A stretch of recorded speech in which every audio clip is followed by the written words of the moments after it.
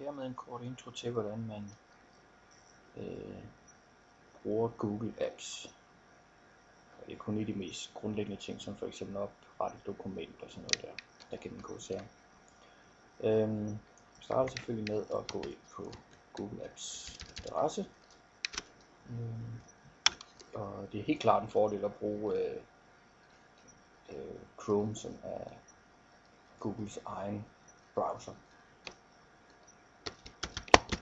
Så vi skriver www.google.com/a/view.dk,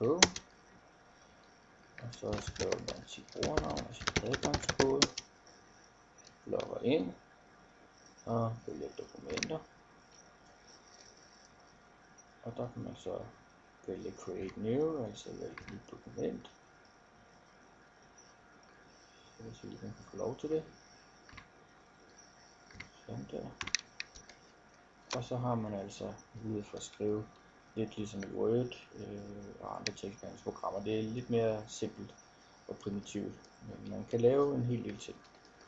Så man kan skrive ganske almindeligt, kan vælge forskellige typer tekst, overskrifter, forskellige skrifttyper, punktstørrelse, fed, kursiv, understreget, forskellige kulører på teksten og lave punktformer, og man kan lave centreret skrift, højre centreret eller højre justeret og lige magner. Ja, der er de mest almindelige ting. Men i kemi og fysik og matematik har man måske til brug for at lave formel. Det kan man gøre her under indsæt og equation. Man kan så lave en formel, hvor man har lyst til at skrive kvadratroden af 4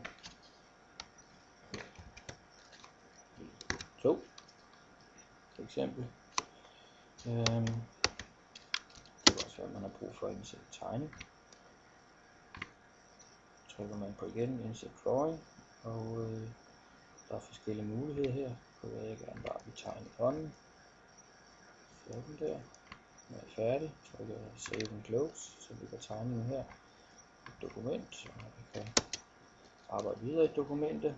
Det kan også være, at jeg har brug for at indsætte en reaktion, kemisk reaktion.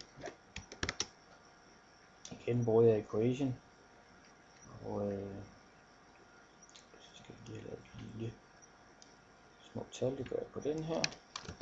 På pi 4 plus o, og så skal jeg lige bruge den her først, sådan der.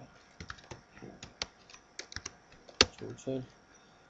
Så skal jeg bruge en pil, der er sådan her, og så videre. Så kan man altså lave kemiske reaktioner. Når man er færdig i sit dokument, så kan man så vælge at dele det. Det gør man heroppe. Man kan også give det, jeg skal lige sige først, at man kan give det et navn her. Man kan altså kalde det et eller andet. Testdokument, kan man sige OK, så hedder det det. Man behøver egentlig ikke tænke på at gemme, det bliver gemt løbende hele tiden, simpelthen. Man kan altid finde det igen, når man logger ind. Men en anden interessant ting, det er, at man har lyst til at dele det. Det kunne være, at man har lyst til at dele med sin lærer, så han har mulighed for at skrive kommentarer og sådan noget der. Det gør man altså her. Den knap her. Der kan man altså så hernede tilføje nogle folk, som man har lyst til at gemme det med. Så nu har jeg lyst til at gemme det med. Eller dele det med Ali. Så skriver jeg Ali, så kommer der han op hernede, så vælger han. Så kan jeg så sige, at Ali han kan nu se mit dokument, måske ikke ændre i det. De kan selv vælge, om han kun skal kunne se det, eller skulle kunne ændre.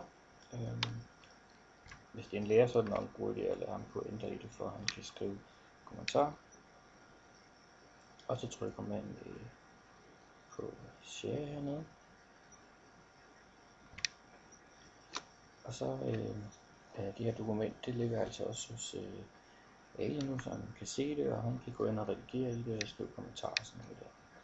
Det er simpelthen et fælles dokument nu. Når man er færdig, så logger man simpelthen bare ud. Det er gemt. Så